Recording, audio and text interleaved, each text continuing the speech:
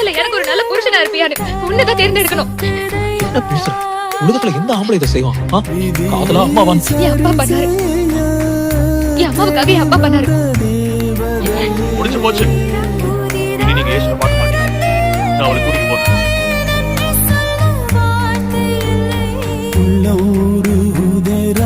சாத்தி உள்ளவரை எல்லாம் நீதாண்டு வாரம் பொழியாம பூமி விளையுமா கூறு